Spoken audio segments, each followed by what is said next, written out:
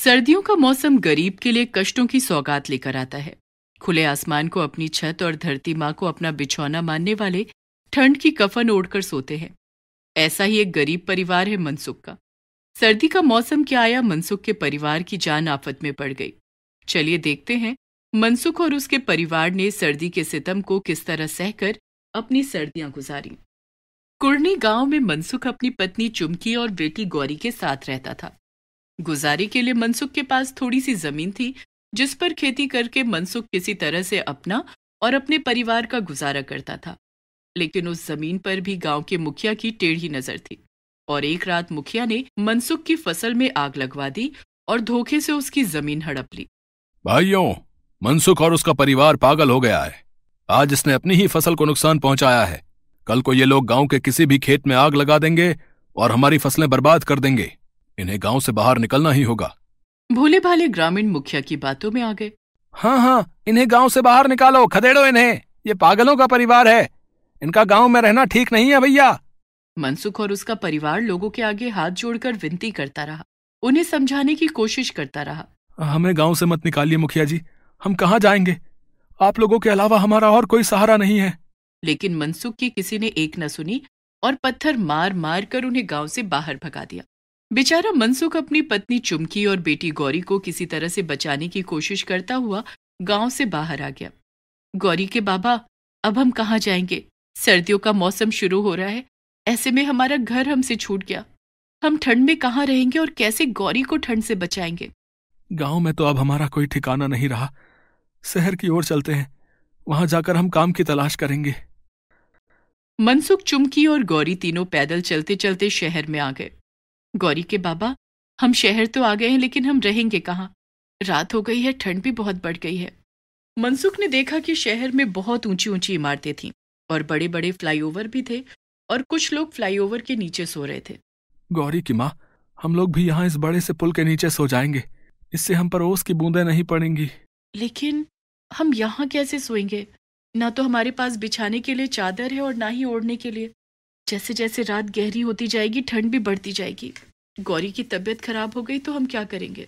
गौरी की माँ, आज किसी तरह से यहाँ गुजारा कर लो, कल सुबह मैं कुछ इंतजाम करता हूँ। मनसुख, चुमकी और गौरी तीनों उस फ्लाईओवर के नीचे सो गए। गौरी को उन दोनों ने अपने बीच में सुला लिया। अपने माता पिता के बीच में गौरी अच्छे से सो गई, लेकिन मनसुख और चुमकी को रात भर ठंड के मारे नींद नहीं आई। दोनों ठंड के मारे थर थर कांप रहे थे। मनसुख की शर्ट के बटन भी टूटे हुए थे। ठंड से बचने के लिए उसने अपने पैरों को मोड़कर अपने पेट को ढक लिया। सुबह जब सूरज निकल आया और ठंड थोड़ी कम हो गई तो मनसुख और चुमकी की आंख लग गई, लेकिन गौरी तब तक जाग चुकी थी। गौरी ने देखा कि उसी फ्लाईओवर के नीचे कुछ लोग सो रहे थे। उनमें से किसी का कंबल वहां रह गया था। अरे, ना जाने किसका कंबल यहाँ रह गया है। आसपास तो कोई भी नहीं है। ये कंबल माँ और बाबा को उड़ा देती हूँ, बेचारे रात भर ठंड के मारे सो नहीं पाए होंगे। गौरी ने उस कंबल से अपने माता पिता को ढक दिया और खुद भी उनके बगल में फिर से सो गई। दिन काफी निकल चुका था। मनसुख को एहसास हुआ कि कोई डंडे से उसे हिलाकर जगा रहा है। उसकी आंख खुल गई तो उसने देखा कि एक पुलिस वाला उसे जगा रहा था। उठो भाई उठो, ये कोई सोने की जगह है क्या? लगता है रात पूरे परिवार ने बोतल चढ़ा ली थी कि दिन के 12 बजे तक तुम लोगों की नींद ही नहीं खुल रही है। अभी एक एक डंडे में तीनों का नशा उतर जाएगा। पुलिस के चिल्लाने से चुमकी और गौरी भी जाग गई थी। मनसुख हाथ जोड़कर पुलिस वाले से बोला, नहीं नहीं मालिक, हमने शराब नहीं पी। हमारे पास तो खाना खाने के लिए भी 1 रुपया तक नहीं है। हम तो कल ही गांव से शहर आए हैं। शहर में सोने आए हो क्या? नहीं मालिक, हम तो काम की तलाश में शहर आए हैं। क्या आपके पास हमारे लिए कोई काम है? नहीं, मेरे पास तुम लोगों के लिए कोई काम नहीं है। अब चलो हटो यहाँ से। वे तीनों काम की तलाश में यहाँ वहां भटकने लगे। बाबा, मुझे बहुत भूख लगी है, हमने कल से कुछ नहीं खाया। गौरी बेटा, तुम्हारे बाबा काम की तलाश कर रहे हैं ना?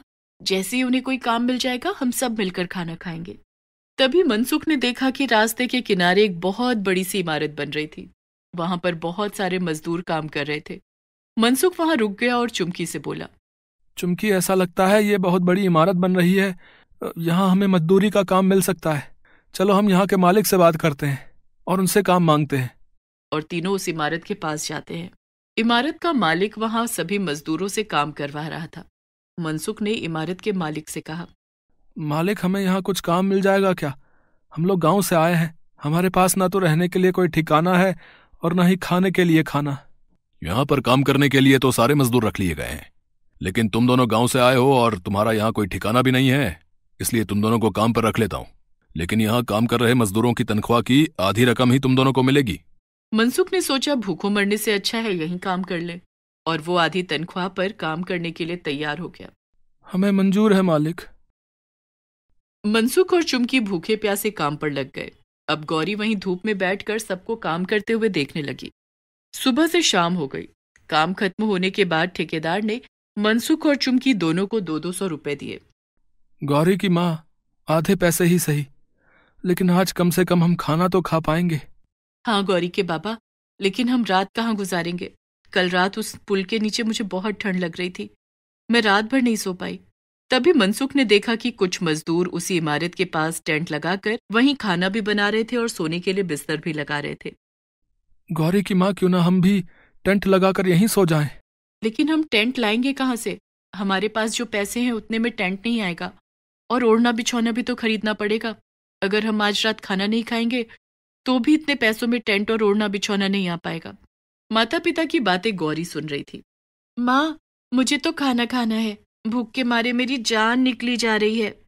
भूख तो मनसुख और चुमकी को भी लगी थी। गौरी की माँ, आज हम तीनों भरपेट खाना खाते हैं।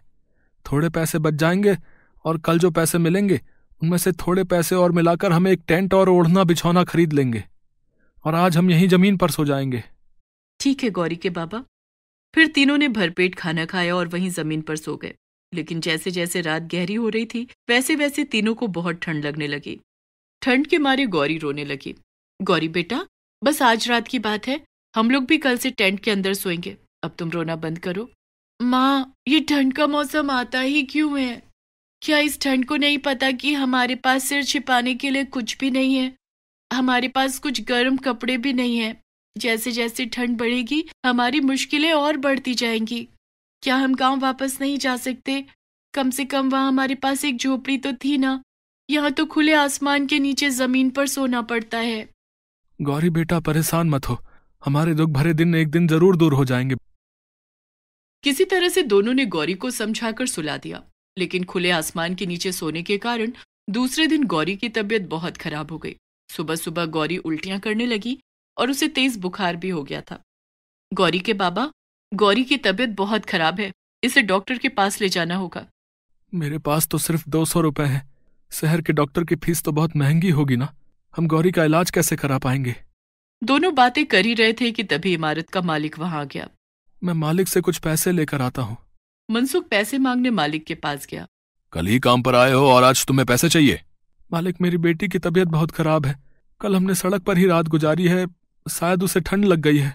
लेकिन मालिक ने मनसुख को बुरी तरह से फटकारते हुए कहा, मेरे पास कोई पैसे वैसे नहीं है, ये सब तुम लोगों के बहाने हैं। कामचोर कहीं के, काम नहीं करना चाहते हो तो बीमारी का बहाना बनाने लगते हो। मैं खूब अच्छे से समझता हूँ तुम लोगों को। मालिक मनसुख को डांट रहा था कि तभी इमारत के ऊपर का कुछ हिस्सा टूटकर नीचे मालिक के सिर पर गिरने ही वाला था कि मनसुख ने मालिक को धक्का देकर वहां से हटा दिया और वो ईंटें मनसुख के सिर पर गिर गईं। मनसुख के सिर पर बहुत चोट लगी थी और उसके सिर से बहुत खून बह रहा था। ये देखकर तो चुमकी के होश ही उड़ गए। लेकिन तभी मालिक ने जल्दी से मनसुख, चुमकी और गौरी को अपनी गाड़ी में बिठाया और अस्पताल ले गया। वहां उसने मनसुख का इलाज करवाया और साथ ही गौरी का भी इलाज करवाया। कुछ घंटों के बाद मनसुख को अस्पताल से छुट्टी मिल गई। मनसुख, मुझे माफ कर दो, मैंने तुम्हारे साथ बहुत बुरा व्यवहार किया, लेकिन फिर भी तुमने अपनी जान पर खेलकर मेरी जान बचाई। मैं तुम्हारा यह एहसान कभी नहीं चुका पाऊंगा। एहसान कैसा मालिक, ये तो मेरा फर्ज था। चंद रुपयों के लिए मैं आपकी जान जोखिम में नहीं जाने देता।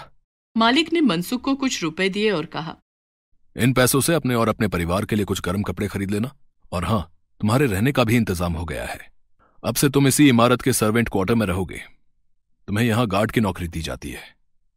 तुम इमारत की रखवाली करोगे, तुम्हें हर महीने अच्छी तनख्वाह भी दी जाएगी। मालिक की बात सुनकर मनसुख, चुमकी और गौरी तीनों बहुत खुश हुए। बाबा, अब हमारी सर्दियां भी अच्छे से कट जाएंगी। अब हमें सड़क पर रात नहीं गुजारनी पड़ेगी और हमें ठंड भी नहीं लगेगी। हमारे पास सोने के लिए बिस्तर भी होगा। मनसुख और चुमकी ने खुशी से गौरी को गले लगा लिया।